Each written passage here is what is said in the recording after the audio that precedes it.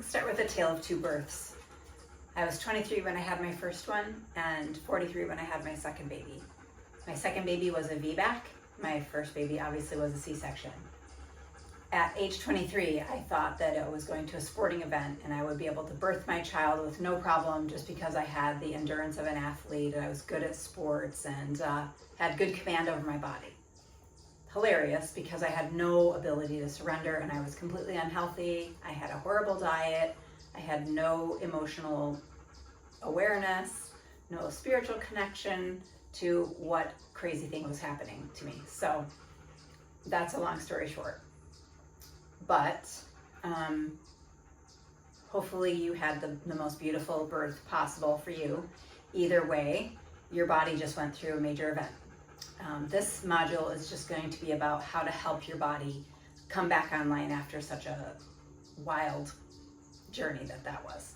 Getting a human out of your body. Whether it was a C-section or a vaginal, I'm going to walk you through some stuff that I would have you do and things to consider. First thing being, when you deliver, or even if you've been in labor, the body has to be able to allow the pelvis to expand for that to happen. And then with pushing, you might have had what's called a descended sacrum, where the sacrum ends up pulling all the way down and stays there because of the loose ligaments that you have. Now the dural membrane around your brain and spinal cord, which is what gets pierced with an epidural, has fluid inside of it. It has attachments right behind your eyes, like nose actually, cribriform plate in the skull. It attaches again anatomically at the foramen magnum right there at the skull. It's this hard membrane that's a bit like your hair, so if any tension on it is going to pull all the way to the brainstem. It does have an attachment at sacral segment number 2, so as you can imagine, pushing a baby out, if you pull your sacrum down, it's going to pull all the way to you. It's going to pull all the way to your brainstem. So the descended sacrum phenomena is something that can happen. I'll give you some homework for that, keeping that in mind. After my VBAC, 24 hours later, my body went through this really amazing shaking event, which is akin to Peter Levine's work in the Serengeti, where an animal that basically just gets away from danger, he found that most of those animals would very soon after being attacked would go find some sort of cover, a bush, these kind of things to go lay under, and they would go through this like shaking event.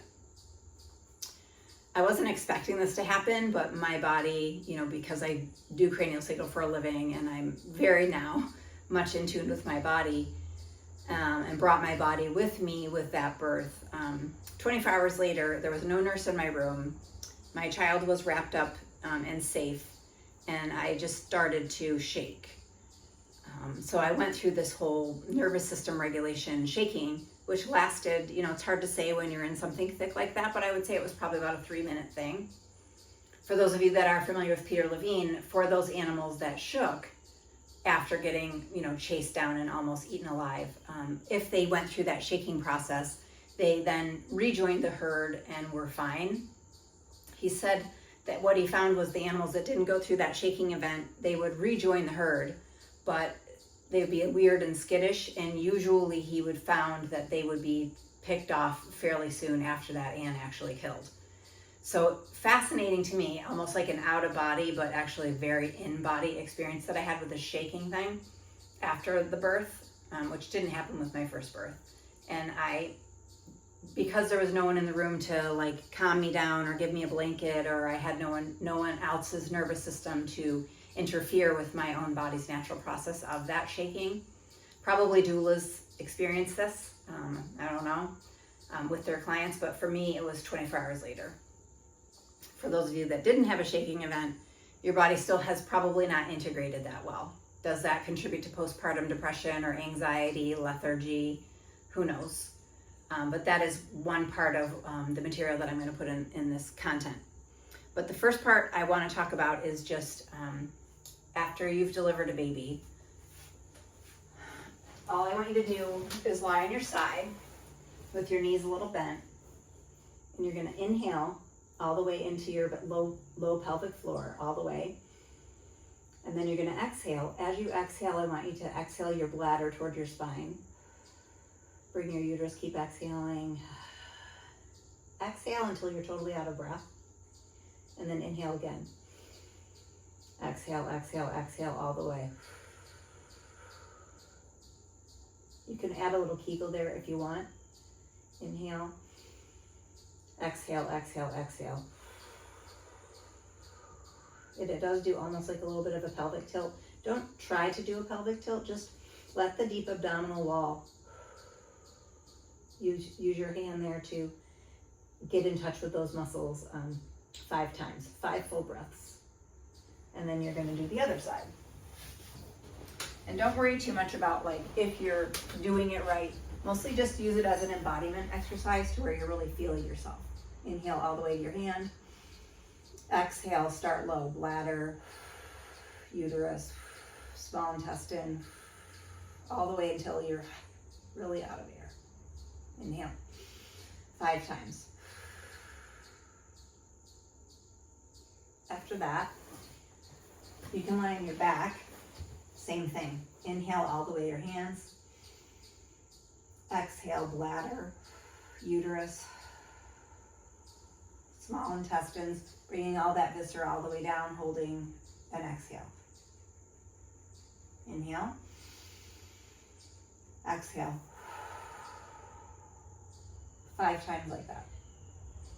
Once you're ready, you can inhale and let your leg down. Don't let your pelvis move. Exhale, exhale, exhale. Bring that up. Exhale. Getting those deep fibers. And then the other leg. Exhale, exhale, exhale. All the way, all the way, all the way. Wrap, wrap, wrap, wrap. Might do a little bit of a pelvic tilt, squeezing breath. And that can go into heel slides, same thing. Exhale, up, exhale, exhale, then move the leg.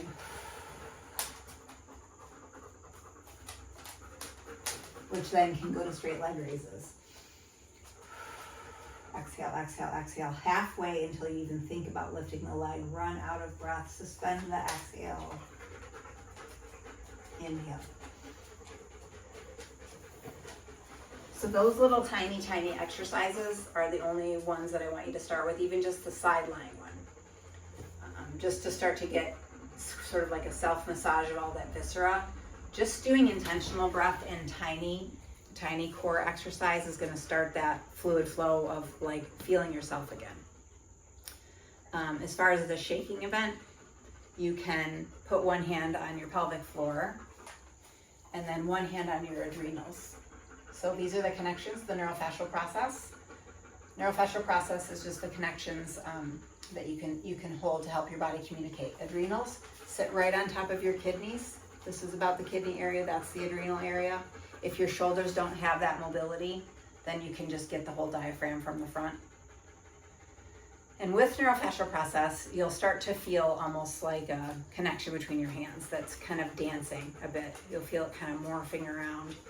You're not going to slide your hands around trying to do anything with that information. Just connect as if you're holding 2 points of a circuit, and then it's going to do its own little dance. Pelvic floor C-section to adrenals for 20 minutes. 20 minutes to the diaphragm. 20 minutes to the brainstem, which is, like I said, where that dural membrane might have been pushing down. But it's also, even if you don't have a descended sacrum or any anxiety after the birth, just connecting in the brainstem right here. Neuroenergetic connections right there. Feel what you feel. If you don't feel anything happening, still just hold for 20 minutes. And then 20 minutes with your hands over your eyes. This isn't necessarily done in standing, in your heart. 20 minutes. 20 minutes. 20 minutes. 20 minutes, and then over your heart for 20 minutes. So just keep going through that cycle over and over again. You might get some shaking, your legs might twitch, you might feel nothing. Just keep going, because that sort of shocking numbness that will have to work its way through your body to just get over the birth process. You might find some emotions coming up, right? You have your hand on your heart, hand on the pelvic floor. Let your body process through things that didn't go well with the nurses, or any arguments with your partners or your family, or anything. Just let your body communicate again from the major event that was the birth. And then just spend a couple days just doing the sideline breathing and slowly progress to those other core. Think of it like when you have a soapy sponge and you're squeezing it under the water in the faucet, and then you let it go and you squeeze it, exhale, let it go. You're just kind of milking that tissue to bring it back online. So way better than trying to do crunches, more of a somatic experience, putting your hand there while you breathe. So that's what I would do. So those two things, the neurofascial process for the shock, the Peter Levine, the shaking. If you didn't go through a shaking event, even though I did, I still did the processing of that. You're just letting your body integrate for the magical machine that it is. Yeah, so could be helping, the descended sacrum could be helping with postpartum depression. Getting the low abdominal wall back online will help support that, so that the sacrum isn't just jamming down and you're walking around like this. I have seen that, women that are strolling the babies, and I can just literally see it happening, and their breath is shallow, all of those things. 4-7 breathing, all the breathing exercises that you're already doing, and then my brand. Good.